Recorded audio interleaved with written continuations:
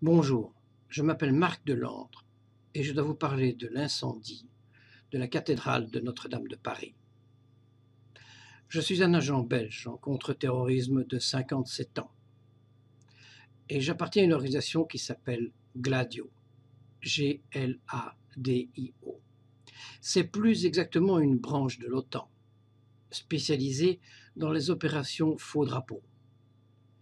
Les opérations faux drapeau, ce sont des opérations militaires dont on veut faire croire à une origine autre. Il peut s'agir d'un attentat terroriste, d'un accident, d'un désastre naturel, d'une fusillade de masse par un déséquilibré, mais en fait, toutes ces opérations ont été organisées par la même organisation, Gladio, Glaive en italien. Gladio a été créée en 1956 et faussement dissoute en 1990. Mais ils ont continué à travailler pour les gouvernements et réaliser ainsi des opérations faux drapeau pour manipuler la population. Gladio a son quartier général en Belgique, près de ceux de l'OTAN. Gladio est dirigé par un Belge que j'appelle le haut officier. Lui et moi, nous nous connaissons depuis 40 ans, au moins. Nous sommes issus du même village. Lui a fait sa carrière en tant que haut officier, payé par l'État belge, et chef de Gladio. Et moi, en tant qu'informaticien. Il y a quelques années, le haut officier avait choisi de dénoncer les attentats qu'il devait organiser en Europe et ailleurs. Et pour ce faire, il m'a choisi.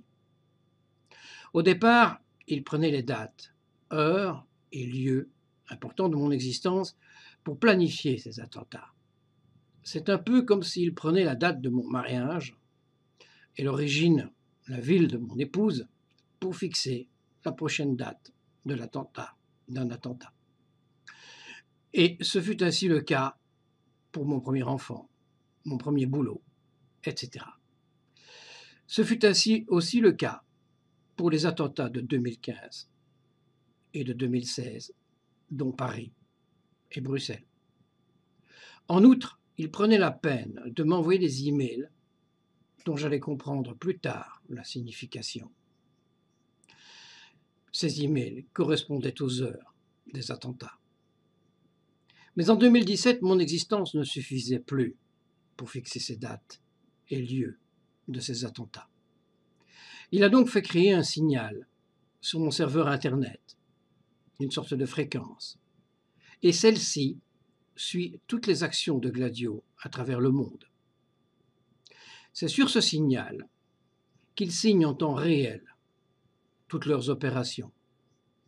La dernière en date était la fausse attaque de Christchurch, en Nouvelle-Zélande. Christchurch signifie d'ailleurs l'église du Christ. Ce 15 avril, ce fut Notre-Dame, à Paris, une autre église du Christ, une cathédrale. L'opération à Christchurch avait été lancée à l'instant même, alors que je venais de terminer la version française de leur livre, Le Code de Gladio. Le 12 avril 2019, j'avais prévenu les autorités belges et françaises que je m'apprêtais à terminer la version anglaise de ce livre, de Gladio Code, et qu'une nouvelle action était à craindre. Je l'ai terminée hier, cette version anglaise, un peu avant 16 heures. Immédiatement, j'ai vu sur mon serveur Internet que Gladio lançait une nouvelle opération. Et ce fut Notre-Dame. Pour plus d'informations, je vous invite à chercher mes autres vidéos et interviews, et mon profil et ma page Facebook. Il y a les deux.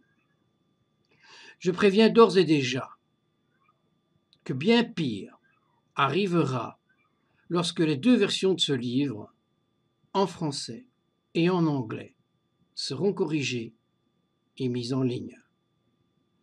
Une première partie de ces deux versions existe d'ailleurs déjà sur Internet. Voilà, je suis infiniment désolé d'être celui qui se trouve à l'origine de l'incendie de Notre-Dame. sans en être l'auteur, bien sûr. Mais j'avais prévenu. J'essaye d'aviser les autorités depuis plusieurs années.